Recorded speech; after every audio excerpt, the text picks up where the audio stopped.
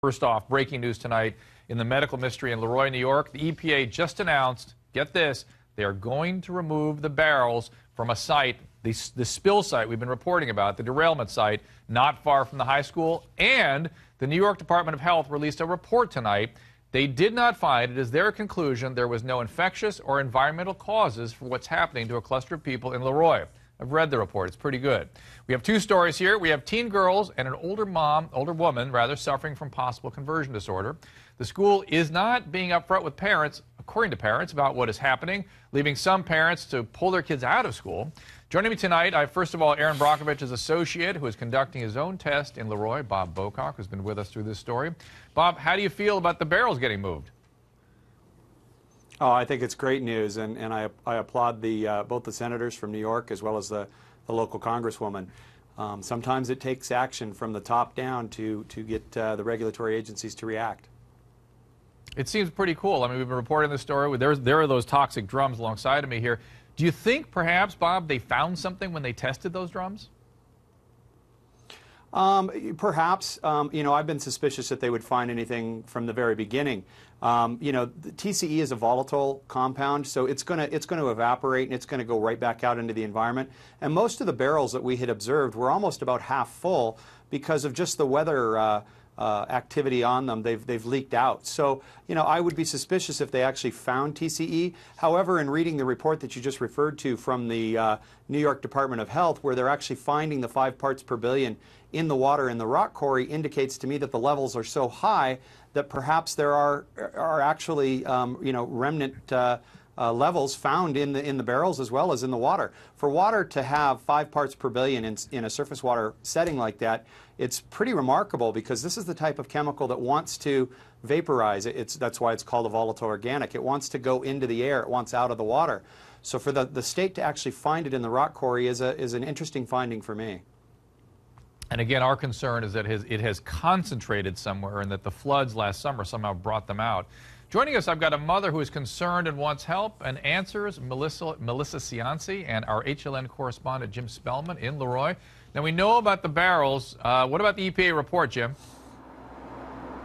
Well, it's the New York Department of Health report. We got a preliminary report from the study that they're doing on these cases. And it says what they've said all along, that they believe that this is conversion disorder and that there are no environmental issues at play here. It gives us a glimpse into their methodology. They looked at several samples, water, and they did mold studies. We knew about those, but they folded this in with medical histories from the affected students to conclude that they could not find any indication of environmental causes here. What's less clear is whether that report, the preliminary version, or when the entire thing comes out, whether that will ease parents' fears and concerns here about those fracking wells on site, or about that EPA site, or about some other unknown elements that may be at play. Whether that's going to make those parents feel better, just not sure yet, Drew.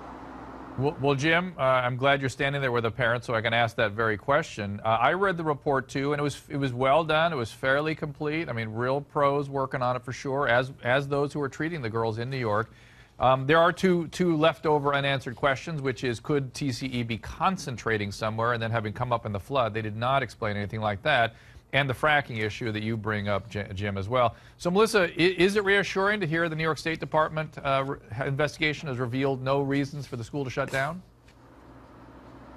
That is reassuring, but we still have not seen, as parents, any documents. It would be more reassuring to us as parents to see it in writing, to see it ourselves, and the school has not done any of that.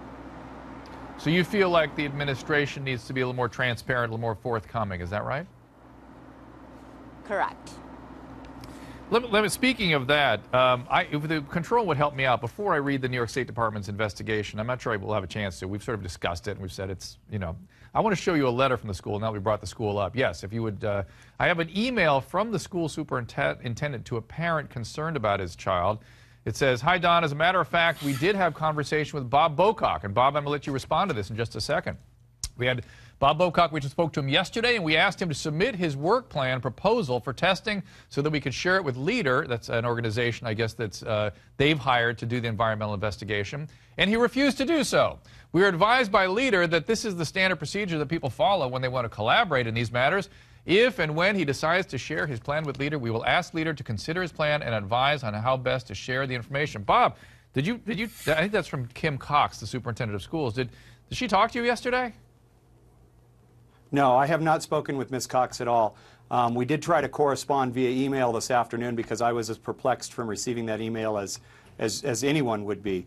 You know, we've been asking from the get-go to be collaborative. I've asked on this show every night this week to, you know, reach out. There are, you know, 3 or 4 other areas of science that we'd like to look at above and beyond what even the Department of Health has looked at or reported on. And so we're always asking for a seat at the table. As far as sitting down and drawing up a work plan, we're happy to do that. I mean, I've spoke publicly about the areas that I'd like to look in, the stormwater system, the gas wells, whether or not the material that the swamp was filled in with was material from the spill site rock quarry. We want to look at all of that stuff, and I'd be happy to speak with Leader. Unfortunately, Ms. Cox, the superintendent of schools, is not transparent at all. As a matter of fact, she communicates almost in a bizarre fashion, you know, through emails that frankly just don't make any sense. You know, well, I'm here, Jim, she has my information. You're very measured and careful here on television. I would think some of the stuff she said, I would make me angry if I were you. Can you hear me on that? Can you hear me, Jim? Did you say, oh, I'm sorry, I called you Jim. Bob, I meant. I was talking to Bob. I beg your pardon, Bob. Jim, okay. Yes. That's all right. Yeah. I like to, you know, Aaron and I do over, you know, 100 of these site visits yearly. I've never encountered a conflict such as this. I like to be, you know, measured and calm about these types of things. But if you're going to ask me straight, yeah, I'm probably a little bit above irritated at this point in time.